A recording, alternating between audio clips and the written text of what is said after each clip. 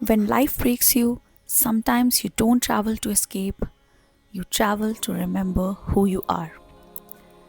This year broke me in ways I never expected. I lost people, I lost clarity, and at some point, I lost my sense of calm. So instead of running away from everything, I chose to pause. And that pause brought me here. People say you don't plan a trip to Banaras. You come here only when there's a calling. Call it Lord Shiva, call it energy, call it the universe. But when the call comes, logic takes a back seat.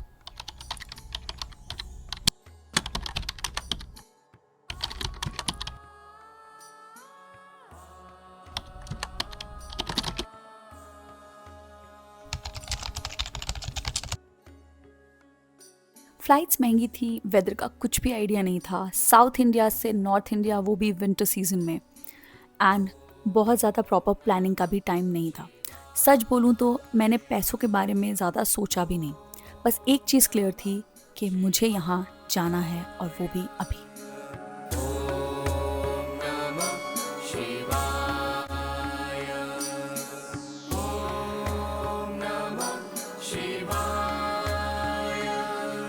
Hello everyone, welcome back to my channel Glam and Globe. और मैं हूँ प्रांजलि श्रीवास्तव और मैं airport से आ गई हूँ अपने guest house. और एयरपोर्ट पे शूटिंग अलाउड नहीं थी, इस वजह से मैंने वहाँ पे कुछ शूट नहीं किया। अभी गेस्ट हाउस आने के बाद मुझे अभी फटाफट जाना है इवनिंग आरती के लिए, तो मैं बस जल्दी जल्दी से निकलूँगी वहाँ के लिए। और बैंगलोर से मेरी डायरेक्ट फ़्लाइट थी वाराणसी के लिए, अकासा एयर भी है एंड मैं एयर इंडिया एक्सप्रेस से आई हूँ, तो काफ़ी ईज़ी था मेरे लिए आना। अभी मैं बहुत ज़्यादा थक गई हूँ, बहुत कंफ्यूज्ड हूँ, तो मुझे इवनिंग आरती के लिए फटाफट निकलना है। मिलते हैं आरती के बाद। इसके अंदर नहीं कर पाएंगे।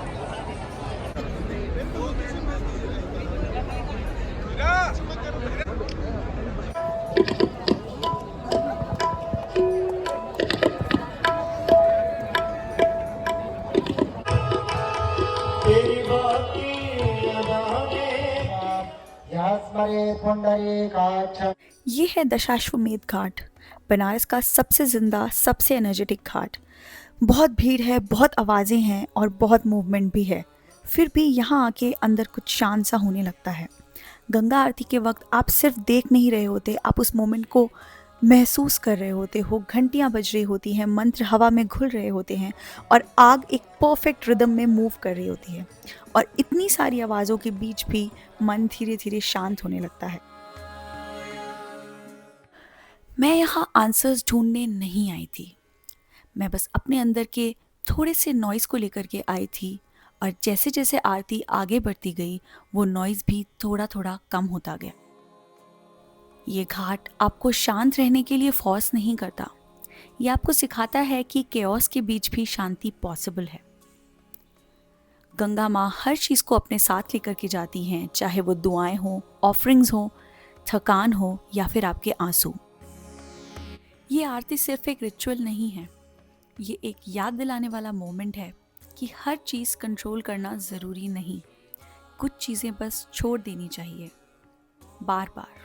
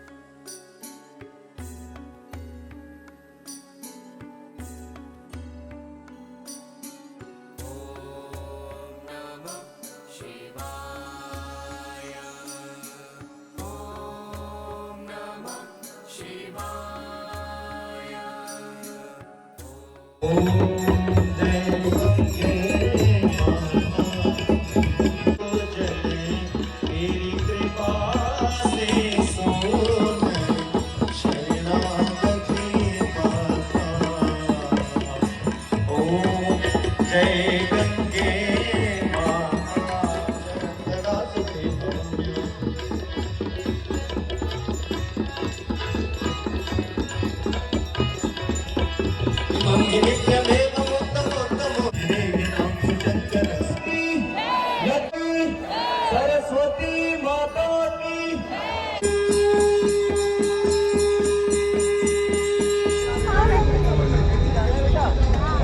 अभी इवनिंग आरती के बाद बहुत ज़्यादा डिफरेंट फील हो रहा था, जो कि मैं शायद बता भी नहीं सकती। एंड बहुत लाइट फील होने लगा मुझे। उसके बाद मैंने कुछ शूट ही नहीं किया और अभी मैं वापस अपने गेस्ट हाउस आ गई हूँ। एंड कल मुझे अटेंड करनी है अस्सी घाट की मॉर्निंग आरती, जिसके लिए मुझे 4 o'clock पे रेडी होना है। और उसके लिए मुझे बस अभी सोना है, बिकॉज ऑलमोस्ट 10:30 बज चुके हैं। एंड बहुत टायरिंग डे था और बहुत ओवरवेलमिंग भी। इस प्लेस की एनर्जीज बहुत अलग है एंड आई थिंक मैं ये और भी थ्रू आउट एक्सपीरियंस करूँगी। And I will also share it with you all. मिलते हैं कल सुबह डे 2 में।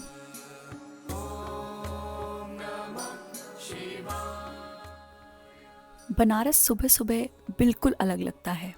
No rush, no noise, and somewhere in that silence मेरी एंजाइटी भी थोड़ी कम होने लगी। कर्पूरगौरं करुणावतारं संसारसारं भुजगेन्द्रहारं सदा वसन्तं हृदयारविन्दे भवं भवानी सहितं नमामि। ये है अस्सी घाट। जब बनारस सुबह के साथ जागता है, न शोर न भीड़, बस ठंडी हवा, हल्की सी रोशनी और गंगा का शांत फ्लो। सुबह बनारस में आरती सेलिब्रेशन जैसी नहीं लगती, बल्कि एक नई शुरुआत की जैसे लगती है। सूरज धीरे धीरे निकल रहा होता है और मंत्र सॉफ्टली हवा में घुल रहे होते हैं।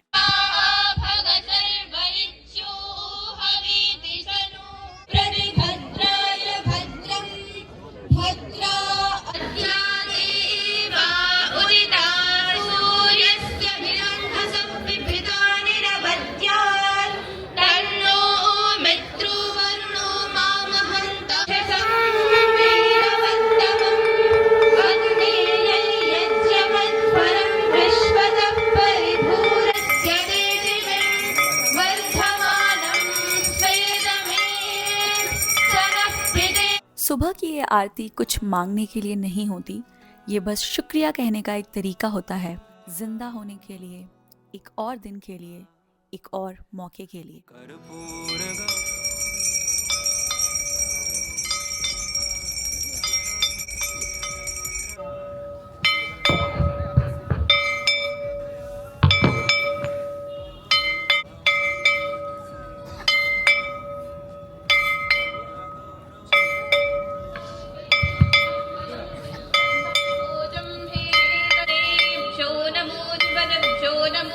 और शायद इसीलिए अस्सी घाट की सुबह दिल को हल्का कर देती है, जैसे दिन शुरू होने से पहले ही अंदर कुछ सेटल हो जाता हो।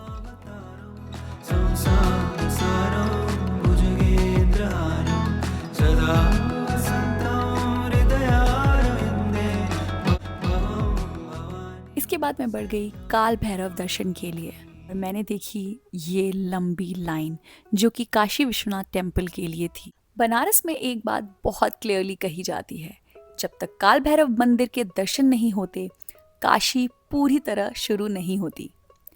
काल भैरव को काशी का कोतवाल माना जाता है, गार्जियन, प्रोटेक्टर एंड गेटकीपर। यहाँ आना सिर्फ दर्शन के लिए नहीं होता, ये एक परमिशन जैसा लगता है।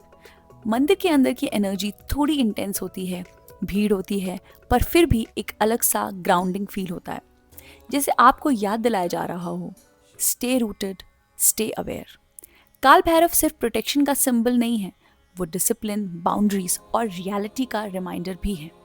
और शायद इसीलिए यहाँ आके लगता है कि अब बनारस को थोड़ा और गहरा समझने का वक्त आ गया है।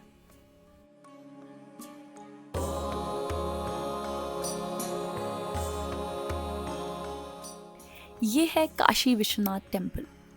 बहुत मूवमेंट है, बहुत सारे लोग भी हैं और बहुत शोर भी है, पर जैसे ही आप अंदर एंटर करते हो ना और दर्शन होता है, सब कुछ थोड़ी देर के लिए स्लो हो जाता है, बस कुछ सेकंड्स के लिए। भीड़ भी नहीं दिखती, आवाज़ भी नहीं सुनाई देती, सिर्फ एक प्रेजेंस फील होती है और मन थोड़ा सा सेटल हो जाता है। मंदिर के अंदर एंटर होने से पहले आपको आपके फ़ोन्स, कैमरास ये सब कुछ लॉकर में रखवाना पड़ता है, क्योंकि अंदर कुछ भी अलाउड नहीं होता। दोनों मंदिरों के दर्शन करने के बाद अब टाइम आ चुका था बनारस को एक्सप्लोर करने का। एनर्जीज बहुत चेंज थी, बहुत ज़्यादा लाइट फील हो रहा था और मन कर रहा था कि घाट पे जाकर पीसफुली कहीं पर बैठें।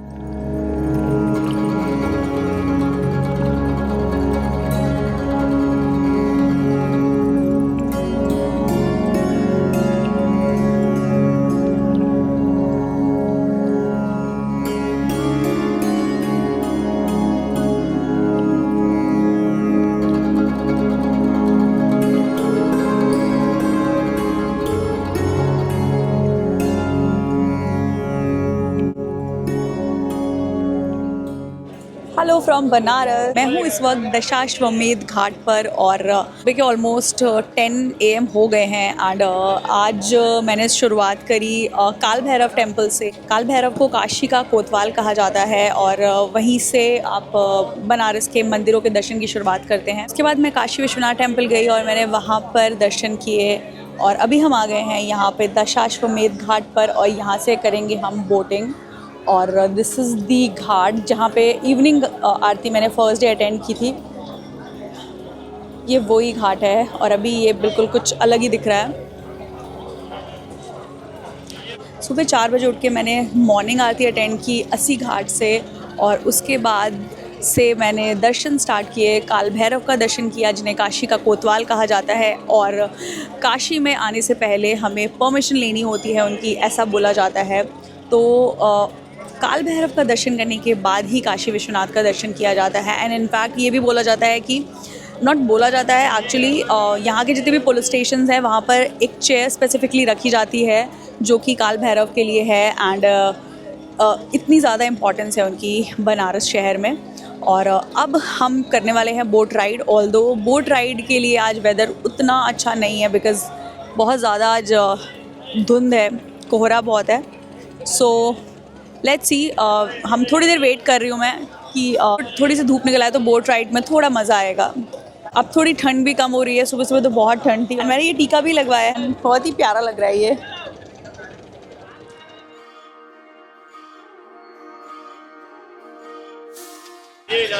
आज डे 2 है मेरा बनारस। मुझे बहुत डिफरेंस लग रहा है, बहुत ही शांति लग रही है। सबसे ज़्यादा मुझे अच्छा लगा जब मैं अस्सी घाट में आरती अटेंड कर रही थी। वो बहुत ही सुकून भरी आरती थी और उसके बाद मैंने हवन में भी पार्टिसिपेट किया। उसकी भी मुझे अपॉर्चुनिटी मिली हवन में पार्टिसिपेट करने के लिए, उसके लिए भी मैं बहुत ग्रेटफुल हूँ। एंड आज मुझे बहुत काम लग रहा है अंदर से। सुबह से बहुत सारी चीज़ें ऐसी की हैं जिससे बहुत ज़्यादा अच्छा फील हो रहा है। मैं बहुत खुश हूँ कि मैंने ये डिसीजन लिया यहाँ आने का। जो कॉलिंग थी वो मैंने उसको समझा एंड कुछ ज़्यादा सोचा नहीं एंड मैं यहाँ पर आ गई। अब बहुत कुछ है करने के लिए। आज मैंने सोचा है कि मैं बोट राइड करने के बाद फिर मणिकर्णिका घाट जाऊंगी, जिसके बारे में मैंने बहुत कुछ सुना है, तो वो मुझे महसूस भी करना है और जब महसूस होगा तो I will share it with you all. And मुझे ये बहुत अच्छा लग रहा है, ये अपना लुक।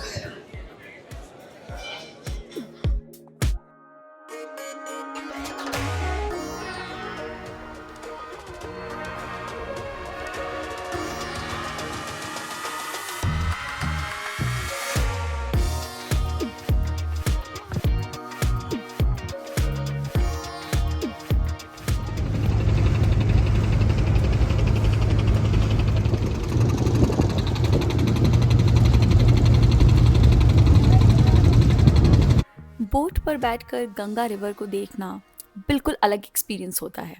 घाट्स, मंदिर, लोग सब एक ही फ्रेम में आ जाते हैं।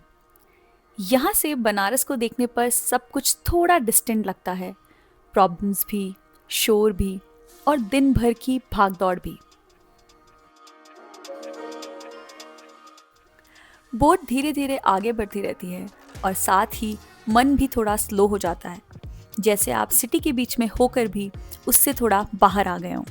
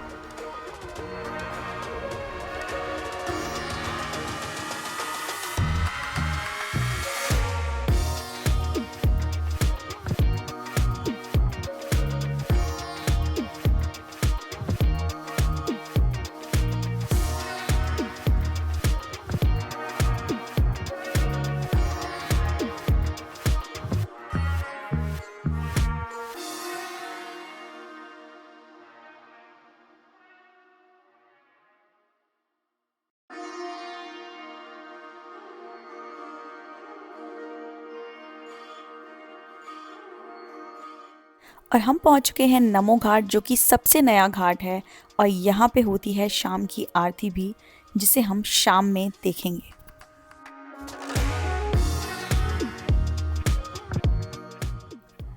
यहाँ आप लाइफ को सेलिब्रेट करते हुए घाट्स भी देखते हो और सच को छुपाए बिना मणिकर्णिका जैसे पल भी, सब कुछ साथ साथ। और शायद इसीलिए ये बोट राइड सिर्फ साइट सीइंग नहीं लगती, ये पर्सपेक्टिव की तरह होती है। यहाँ बैठकर समझ आता है कि लाइफ को पकड़ कर रखना ज़रूरी नहीं है, कभी कभी बस फ्लो के साथ चलना ही काफ़ी होता है। हम लोग बढ़ रहे हैं मणिकर्णिका घाट की तरफ, जो कि एक क्रिमेशन घाट है और यहाँ पर हर घंटे बहुत सारी डेड बॉडीज़ लाई जाती हैं। एंड ये बहुत लोगों की इच्छा होती है कि बनारस आकर के ही उनका क्रिमेशन हो या उनके लास्ट मोमेंट्स गुजरें, क्योंकि ऐसा बोला जाता है कि जो बनारस में जिसका क्रिमेशन होता है या जो बनारस में जिसकी मृत्यु होती है उसे मोक्ष प्राप्त होता है। तो इस घाट की सिग्निफिकेंस बहुत ज़्यादा है और मैं बहुत मेरे इमोशंस बहुत हाई हैं इस वक्त, क्योंकि हम लोग उसी घाट पे उतरेंगे और वहाँ पर काफ़ी देर तक हम वहाँ बैठने वाले हैं। जो लोग कहते हैं कि ये मणिकर्णिका घाट जो भी विज़िट करता है वो एक बहुत ही ट्रांसफॉर्मेशनल एक्सपीरियंस होता है, तो मुझे भी ये चीज़ एक्सपीरियंस करनी है। और आज तक मैं कभी भी किसी भी क्रिमेशन ग्राउंड पर या शमशान घाट पर नहीं गई हूँ, क्योंकि लड़कियाँ नहीं जा सकती हैं, तो मुझे वो चीज़ एक्सपीरियंस करनी है।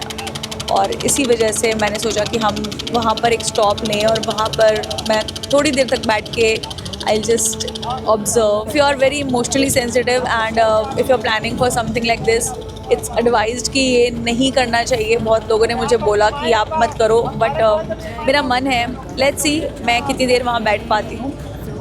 धिं पुष्टिवर्धनम् उर्वारुकमिव बन्धनान् मृत्योर्मुक्षीयमामृतात्। और ये है मणिकर्णिका घाट, बनारस का वो घाट जो सच को छुपाता नहीं है। ये लाइफ और डेथ को अलग अलग नहीं दिखाता, ये उन्हें साथ साथ दिखाता है। और शायद इसीलिए ये घाट मौत के बारे में नहीं बल्कि ज़िंदगी के बारे में सोचने को मजबूर कर देता है। यहाँ के रियलाइज़ होता है कि लाइफ को डर के साथ जीने की ज़रूरत नहीं है। जब सच सामने होता है ना, तो ज़िंदगी थोड़ी ज़्यादा रियल और बहुत ज़्यादा प्रेशियस लगने लगती है। सो अभी मैं मणिकर्णिका घाट से वापस आई हूँ एंड ऑनेस्टली मेरे पास बोलने के लिए कुछ वर्ड्स ही नहीं है। वहाँ जाके रियलाइज़ हुआ कि लाइफ कितनी टेम्परेरी है एंड पूरे रास्ते मैं ऑलमोस्ट साइलेंट थी और अभी भी I don't feel like speaking much, but yes I will be taking rest I will be taking rest and then शाम में देखते हैं। I have no words.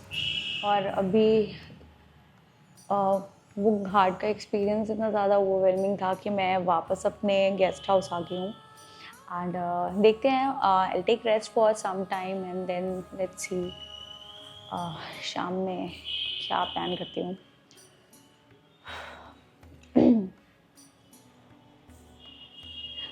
But I think for now I just want to stay in silence.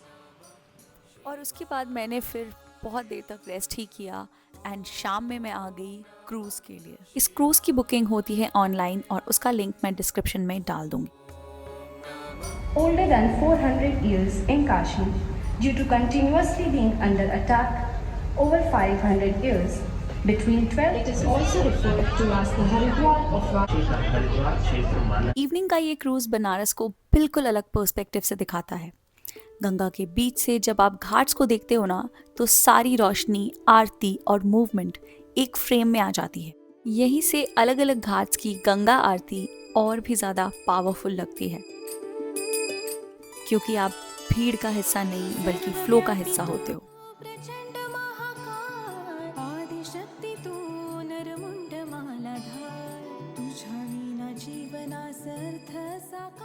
अब हम बढ़ रहे हैं नमो घाट की तरफ, जिसका इनॉग्रेशन 15 नवंबर 2024 में हुआ था, देव दीपावली के दिन।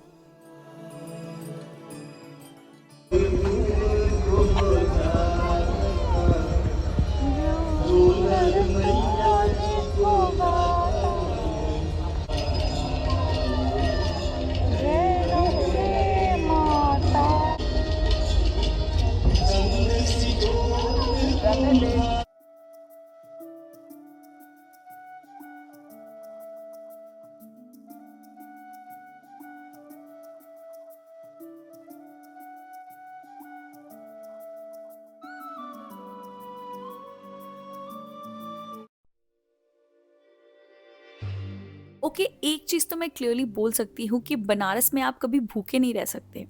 मैंने ट्रिप के बीच बीच में काफ़ी कुछ ट्राई किया। काशी चाट भंडार की चाट, प्रॉपर बनारस वाली, फुल फ्लेवर। और भीड़ तो देखो आप।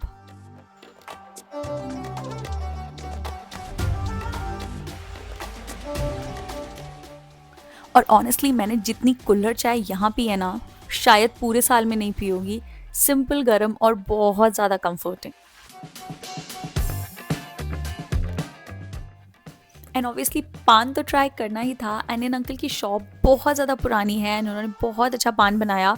मैंने उन्हें बोला था कि बिल्कुल भी स्ट्रॉन्ग नहीं होना चाहिए, एकदम मीठा पान बनाइएगा, and I loved it.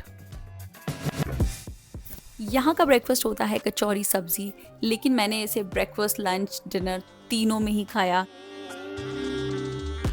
Also मैंने ट्राई की lassi from the blue lassi shop. ये शॉप ऑलमोस्ट 90 ईयर्स ओल्ड है एंड यहाँ लोग अपनी पिक्चर्स लगा के जाते हैं। मेरे पास अपनी कोई पासपोर्ट साइज पिक्चर नहीं थी, बट मैंने लस्सी ज़रूर ट्राई की।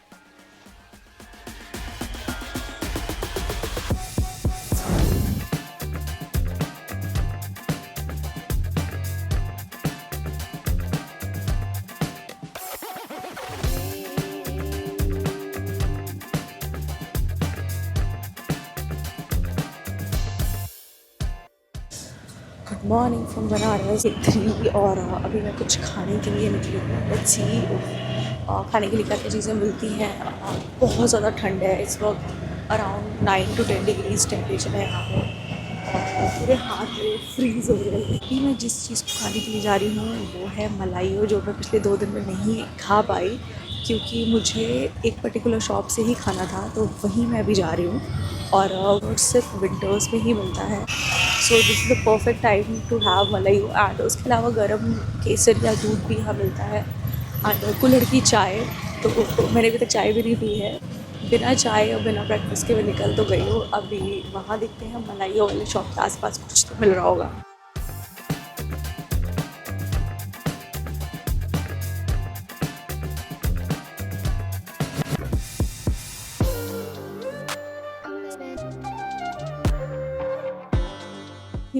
अभी मैं जा रही हूँ श्रीजी स्वीट्स एंड मिल्क, बहुत सारी गलियों को क्रॉस करते हुए, और पतली पतली गलियाँ हैं। मुझे ना वेनिस की याद आ गई। ऐसे वेनिस में भी पूरा चारों तरफ पानी है एंड देन गलियों से बीच बीच में से हमें जाना होता है। बड़ा मज़ा आ रहा है, बड़ी प्यारी गलियाँ हैं, हर तरफ पेंटिंग्स हैं।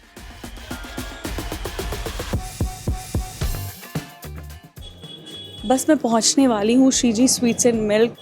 ओके, यहाँ तो बहुत ही भीड़ है, इट्स टू कन्फ्यूजिंग। काफ़ी ज़्यादा भीड़ है ऑलरेडी। यहाँ पे लोग आ चुके हैं मलाइयो खाने के लिए। बाप रे, ये है श्रीजी स्वीट्स एंड मिल्क, जहाँ पे इतनी ज़्यादा भीड़ लगी हुई है। I'll wait for a while। Banaras में पहले भी आई हूँ, लेकिन मलाइयो मैंने फर्स्ट टाइम ट्राई किया। ये मिल्क फोम से बनता है और इसमें केसर और ड्राई फ्रूट्स बहुत अच्छे से मिक्स होते हैं। ये फोम फिनिश हो जाता है तो उसके बाद वो आपको सेम उसी कुल्हड़ में देते हैं केसर या मिल्क। अब मैं आ गई हूँ संकट मोचन हनुमान मंदिर। इस मंदिर को 16वीं सेंचुरी में गोस्वामी तुलसीदास जी ने स्थापित करवाया था। माना जाता है कि हनुमान जी ने यहाँ तुलसीदास जी को दर्शन दिए थे। तब से ये मंदिर संकट दूर करने का प्रतीक माना जाता है।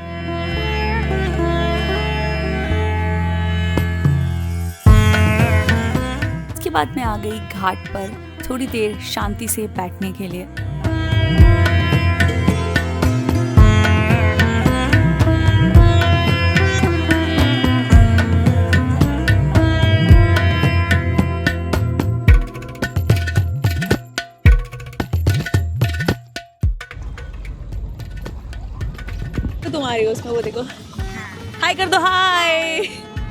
थैंक यू भैया।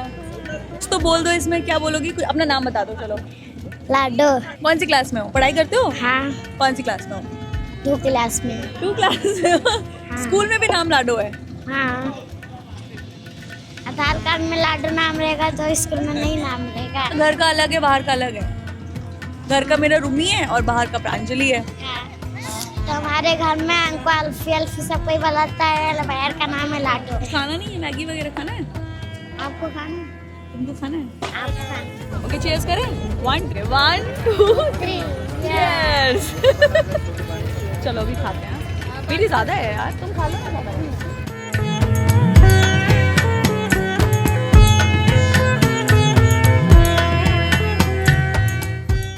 मैं नहीं कह रही हूँ कि बनारस आने से सब कुछ एकदम से ठीक हो गया, लेकिन हाँ, मैं थोड़ी ज़्यादा प्रेजेंट और थोड़ी ज़्यादा जिंदा ज़रूर हो गई हूँ। अगर आप भी ऐसे ही किसी फेज से गुजर रहे हो तो याद रखना, एंड होना ज़रूरी नहीं है, रीसेट होना भी काफ़ी होता है। एंड ये था मेरा ईयर एंड रीसेट। अगर आपने इस वीडियो से रिलेट किया हो तो प्लीज़ इसे लाइक करिएगा, शेयर करिएगा और मेरे चैनल को सब्सक्राइब करिएगा। मिलते हैं अगले किसी वीडियो में, तब तक के लिए नमस्ते फ्रॉम बनारस।